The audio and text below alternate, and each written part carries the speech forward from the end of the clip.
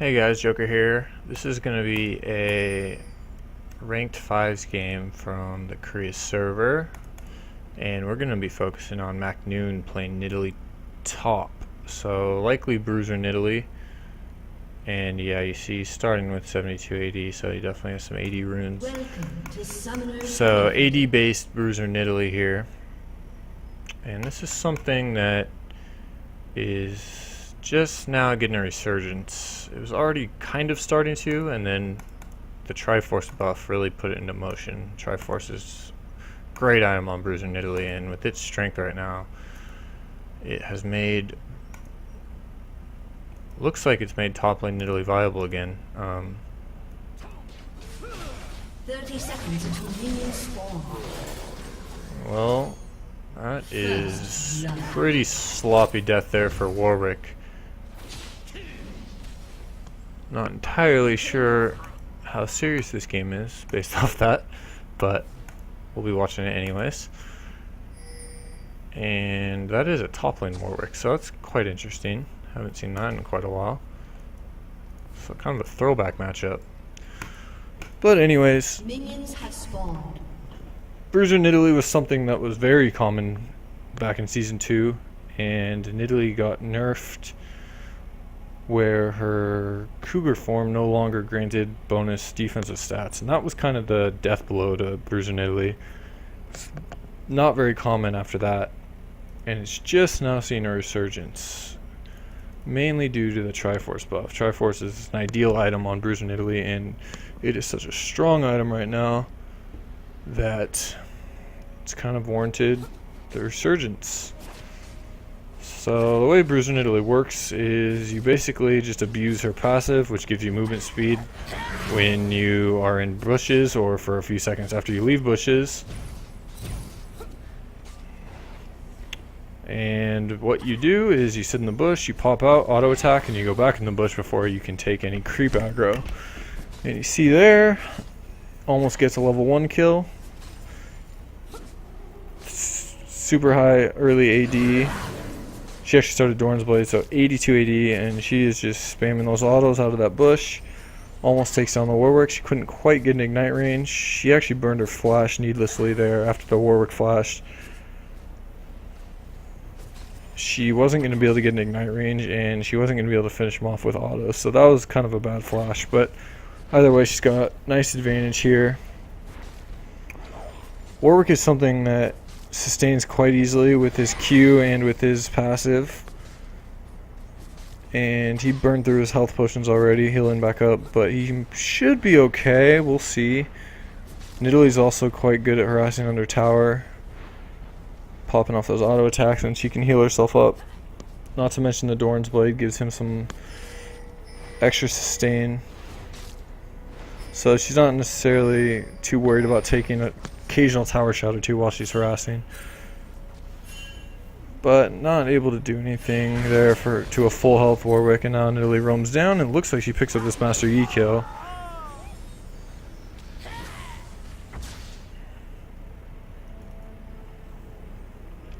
So Master Yi goes down. Didn't even notice they had a Master Yi. Pretty unorthodox picks in this game.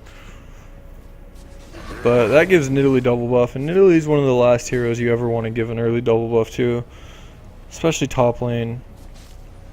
She already wanted to spam those autos, and now she has a red buff to help not only give extra damage to those autos, but it also slows down the Warwick and lets her get off extra autos as she chases. And the blue buff just lets her spam her heal even more. See, she would be running into low mana issues, but with the blue, she's able to keep that heal spam going. And as Bruiser Nidalee, it's not too important for her to be throwing spears or dropping traps everywhere, so she's just going to use that mana for the heal and the auto attack steroid that the heal gives.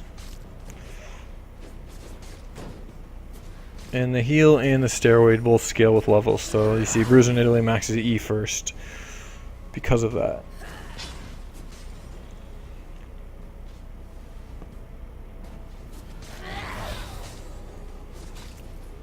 So you see there, pop the auto, heal up to get the auto, and she should have a kill. Oh, Oh yeah, the red buff finishes it.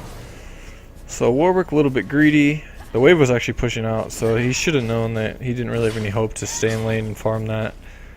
Should have went back, got greedy, died for it, and now Nidalee can push this up very quickly. And Nidalee will be hitting 6 fairly soon as well. And it's always nice for Nidalee to hit 6 before she goes back, especially top lane. Getting that Cougar form before you head back to base allows you to come back to lane a lot quicker, especially top, where there's extra distance. And that just saves you time, it's more efficient. But with double buff, she's not necessarily looking to go back just yet. And you see she finds the Yi and is able just to murder him in the jungle. He's only level 4 and can't really get away from the Cougar form plus red buff Nidalee. And this Nidalee is looking to snowball.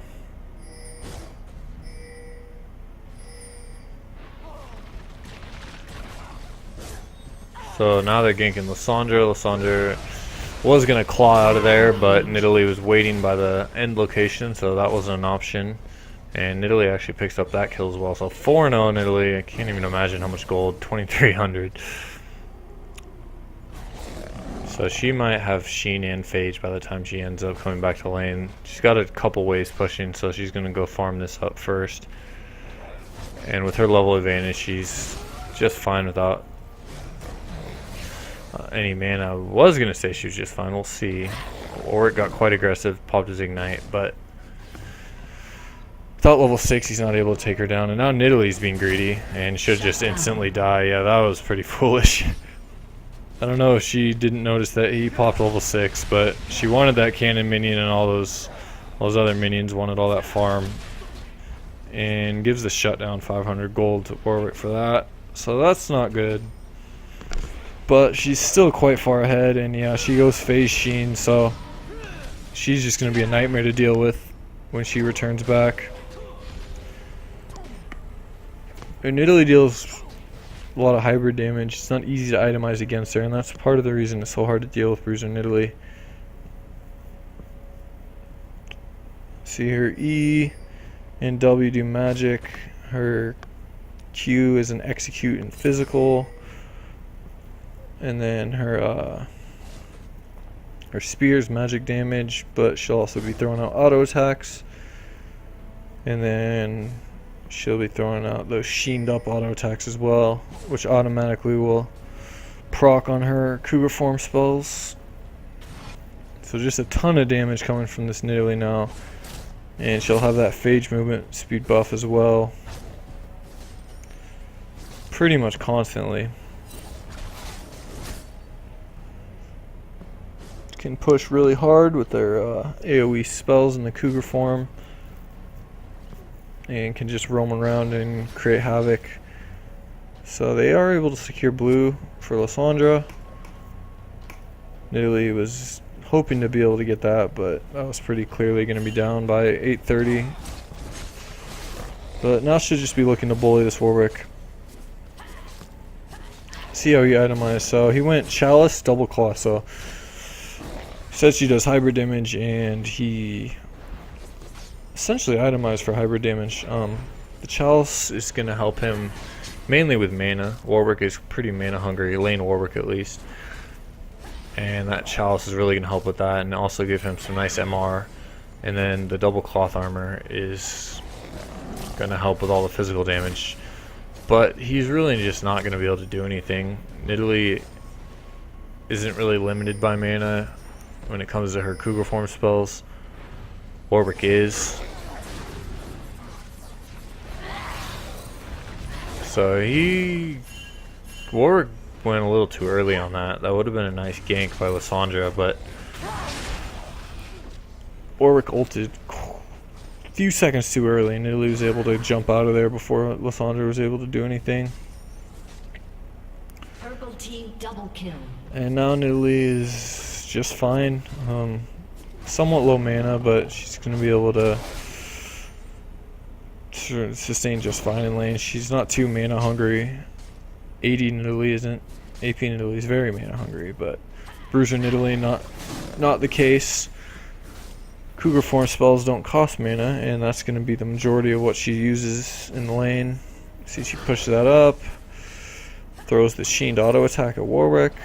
Another auto, misses the spear, but she's just hammering down his turret. And with no AoE wave clear, Warwick's pretty helpless here. Especially his ult is down, so she can harass him under tower without the fear of the ult. Jumps in and trades.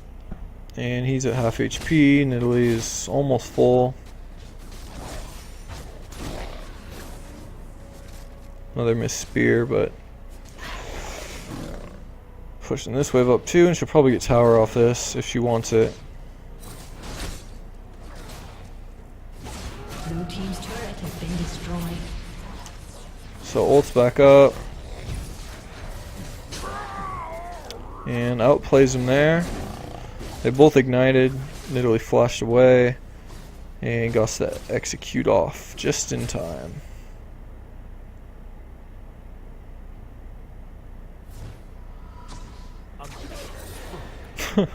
Alright, well, it looks like she was shopping early. He gets a kill.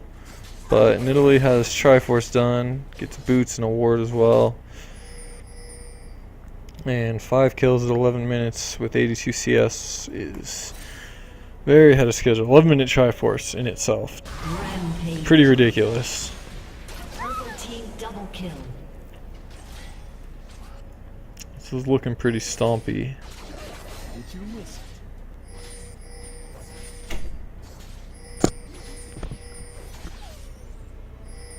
So Warwick's able to go Warden's Mail. That's pretty good item choice. It's gonna negate that phage movement speed boost Nidalee gets with the Warden's Mail is gonna constantly slow her as she auto attacks him, but Purple team has slain the dragon. again, she's not limited by mana or anything, so she's inevitably gonna out sustain him. And in itemizing defensive like he is, he's not gonna be able to burst her down through an ult or anything. And she is roaming solo against 3-4 enemies deep in the jungle. Okay, so Nidalee dies. It's kind of a typical Maknoon reckless play, but he did get the Yi. So trading kills, not a huge deal, although Nidalee will lose quite a bit of farm top.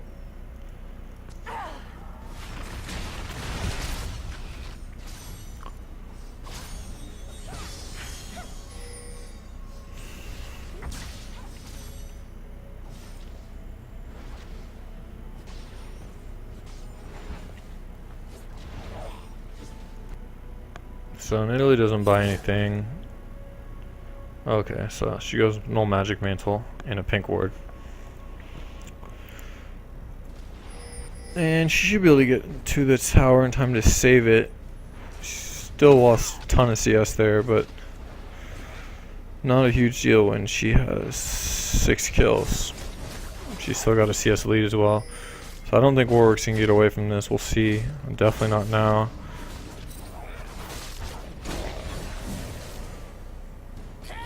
So he was actually stalling for Master Yi and he was going to ult her. Nidalee read it well. And nice play there. They kill her in her tower.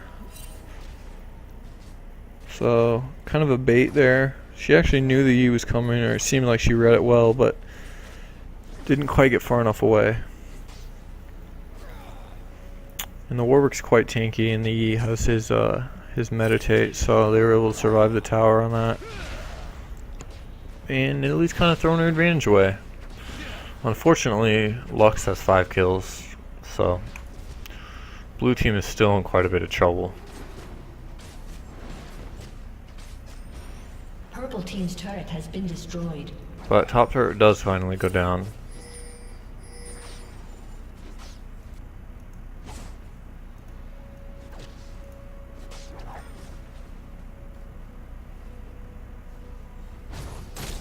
And a flash in by Nidalee is just reckless aggression here, but should pay off. Yeah, he's dead.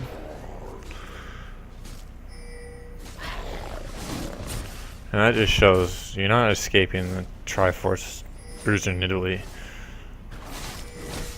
Way too many movement speed buffs, and on top of just her already fast speed, and the damage, the constant, consistent damage with the Triforce proc is just too much.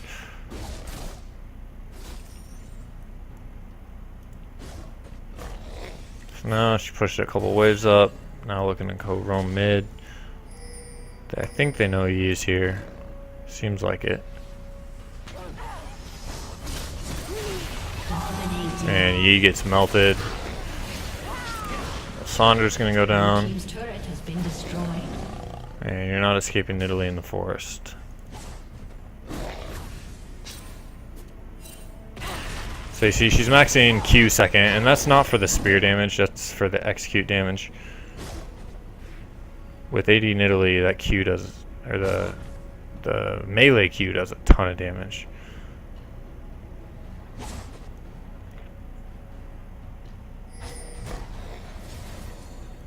And getting the base up on that is what she's after with their second max. So she maxed heal first, Q second, 1 point W. Very similar to similar to AP Nidalee, just the E and the Q are switched around. Killing spree. And there's a blue buff for Nid. Just roaming around the map. Just gotta be a little careful here. I think she. Oh, okay, never mind. That's Lee Sin. So now they got Warwick caught out here. And this is pretty much a full tank Warwick, so he's not gonna be able to burst Nidalee down or anything. I'm not sure why. Oh, that was a tricky flash. I almost fell for it. Let's watch it again. That was pretty cool.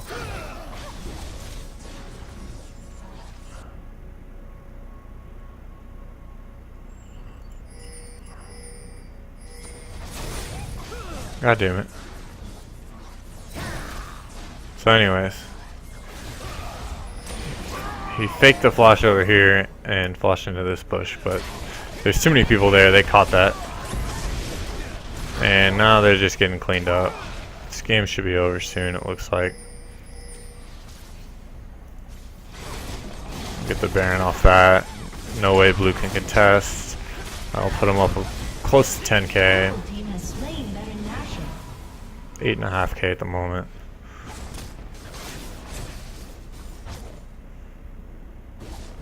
Really probably shove this up, maybe one more and go by.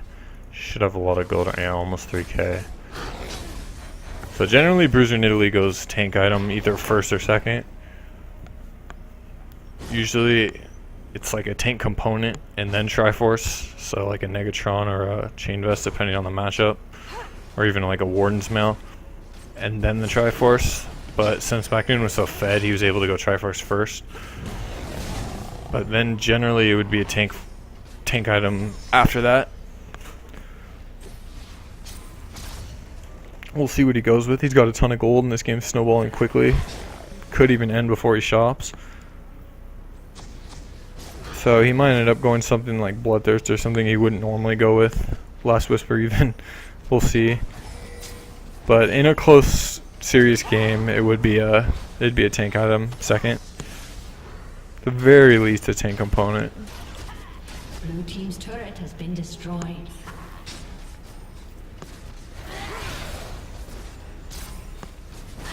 Spirit Visage is a really good item on Bruiser Nidalee.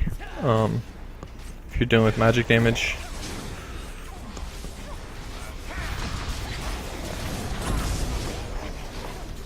The heal boosts her heal, and then you get the CDR is really nice on top of just the MR and the health. Blue team's turret has been destroyed. Oh, nice spear there by Maknoon. Killing spree. 12 kills now for Nidalee. They got an inhib off that. Blue team's turret has been destroyed. Another kill for Nidalee. Rampage. Killing spree.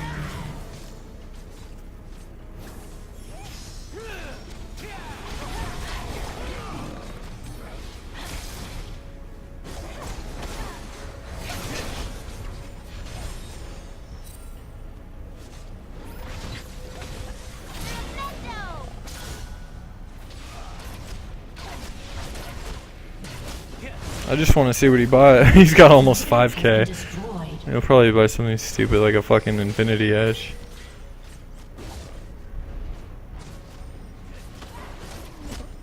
They're really gonna end? Okay, so surrender. So who knows what he would have bought next, but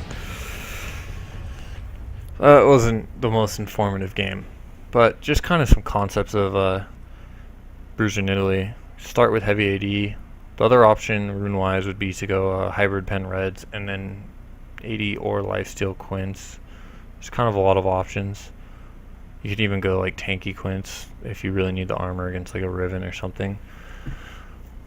Or lifesteal. But kind of shows just the gameplay. It's just you take that E first, you max the E first, and you just pop it in and out and abuse that brush. And then it just Triforce is just so good right now. That 200% on the Spellblade. And that once you finish that, we saw what happens. You just chase that Warwick down, he has no hope. So thanks for watching. And that'll do it.